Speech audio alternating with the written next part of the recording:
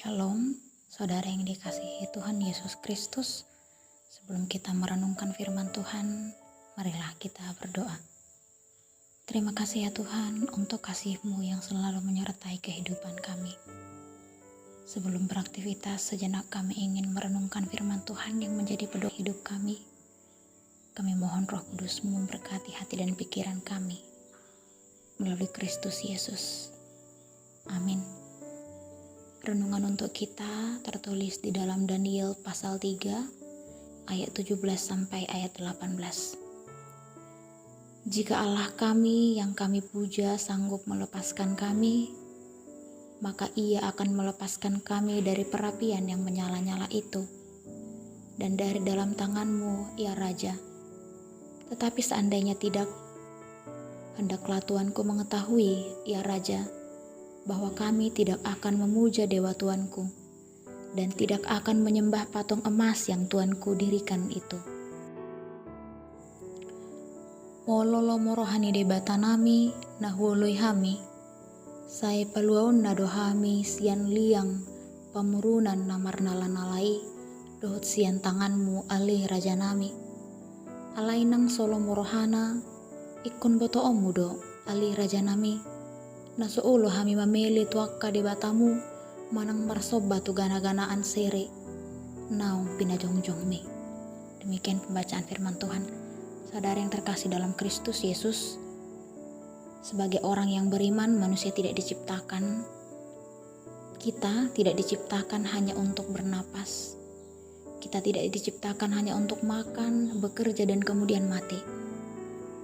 Kita diciptakan, manusia diciptakan untuk memuliakan Allah dan hidup dalam persekutuan dengannya. Itulah salah satu prinsip yang dipegang oleh Daniel, Hanaya, Misael, dan Azaria. Atau dalam bahasa Babel mereka diberi nama baru, yaitu Sadrak, Mesak, Abednego. Di mana pergantian nama ini merupakan bagian dari usaha Babel untuk menghapus identitas iman mereka. Namun meskipun nama mereka berubah, hati mereka tetap milik Tuhan. Dalam Daniel pasal 3, Raja Nebukadnezar mendirikan sebuah patung emas yang sangat besar dan memerintahkan seluruh rakyat untuk menyembahnya ketika bunyi musik terdengar. Perintah ini bukan sekedar masalah-masalah politik, tapi tentang masalah penyembahan. Dilemanya Sadrak, Mesak, dan Abednego menghadapi pilihan yang sangat berat. Mereka harus menyembah patung dan menyelamatkan nyawa. Akan tetapi mereka tetap setia kepada Allah dan menghadapi kematian mereka. Mereka memilih kesetiaan. Mereka menghadapi semuanya bersama dengan Allah. Mereka tetap setia kepada Allah. Mereka tidak meragukan kemampuan Allah. Karena mereka percaya bahwa Allah sanggup menyelamatkan. Allah berkuasa atas api, Allah berkuasa dan berdaulat atas raja itu. Allah mampu melakukan mujizat. Saudara yang terkasih, dalam Yesus Kristus ada banyak hal yang ditakuti manusia dalam kehidupan ini. Ada yang takut kehilangan pekerjaan, kehilangan orang yang dikasihi, kehilangan kesehatan, kehilangan masa depan, bahkan kehilangan nyawanya sendiri. Karena itu kita manusia berusaha mempertahankan hidup dengan segala cara yang kita miliki. Namun ada sebuah pertanyaan yang lebih penting daripada sekedar bagaimana kita hidup. Pertanyaan itu adalah untuk siapa dan untuk apa kita hidup. Sebab hidup yang panjang tidak selalu berarti hidup yang benar. Hidup yang nyaman tidak selalu berarti hidup yang berkenan kepada Allah. Bahkan dalam banyak kasus atau peristiwa manusia dapat mempertahankan hidupnya tetapi kehilangan integritas, kehilangan iman, dan kehilangan kesetiaannya kepada Tuhan.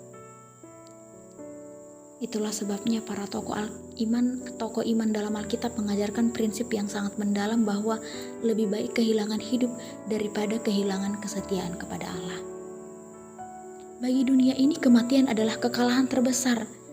Namun bagi orang yang percaya kepada Kristus, ada sesuatu yang lebih mengerikan daripada kematian, yaitu hidup dalam pengkhianatan terhadap Tuhan yang telah menyelamatkan kita. Tokoh Alkitab yang kita lihat di sini yaitu Sadrak, Mesak, Abednego memahami prinsip bahwa Mereka tahu dan mengerti sebentar lagi mereka akan mati terbakar. Tapi mereka tidak takut kepada api itu. Mereka justru yang mereka takuti itu adalah hidup tanpa kesetiaan kepada Allah. Jika kita melihat juga sejarah gereja, prinsip yang sama juga terlihat dalam kehidupan para martir. Pada abad-abad pertama kekristenan, banyak orang percaya ditangkap, disiksa dan dibunuh karena menolak menyangkal Kristus. Mereka dapat menyelamatkan diri dengan satu kalimat sederhana, Kaisar adalah Tuhan. Tapi mereka memilih untuk mati. Bukan karena mereka mencintai penderitaan, bukan karena mereka mencari kematian, melainkan karena mereka tahu bahwa Yesus telah lebih dahulu memberikan hidupnya bagi mereka. Bagaimana mungkin mereka menyangkal Tuhan hanya demi beberapa tahun tambahan kehidupan di dunia ini? Tapi mereka memahami perkataan Yesus dalam Matius 16 ayat 25, karena siapa yang mau menyelamatkan nyawanya, ia akan kehilangan nyawanya. Tetapi siapa yang kehilangan nyawanya karena aku, ia akan memperolehnya. Bagi para martir, kesetiaan bukan sekedar pilihan moral. Kesetiaan adalah bentuk kasih kepada Kristus. Maka dari itu, saudara yang terkasih, marilah kita menyadari bahwa tujuan utama hidup orang percaya bukanlah terbebas dari setiap perapian kehidupan, melainkan tetap setia kepada Allah di tengah perapian itu. Sebab kemuliaan seorang murid Kristus tidak terletak pada banyaknya berkat yang diterimanya. Sekali lagi, kemuliaan kita sebagai pengikut Kristus tidak terletak pada banyaknya berkat yang diterimanya, tetapi terletak pada kesetiaannya dalam mengikut Tuhan sampai akhir hidupnya. Amin. Mari kita berdoa. Ya Tuhan Allah Bapa kami, terima kasih untuk firman-Mu yang telah kami dengarkan. Kami mengakui bahwa seringkali iman kami lemah. Kami mudah goyah dan kami mudah percaya ketika keadaan baik. Tetapi kami mudah goyah ketika masalah datang. Kami mudah memuji Engkau ketika doa kami dijawab, tetapi mudah kecewa ketika jalan-Mu tidak sesuai dengan harapan kami. Ampunilah kami ya Allah. Ajarlah kami memiliki iman seperti yang dimiliki oleh hamba-hamba-Mu itu. Iman yang percaya bahwa Engkau sanggup melakukan segala sesuatu. Tetapi juga iman yang tetap setia sekalipun kehendak-Mu berbeda dari keinginan kami.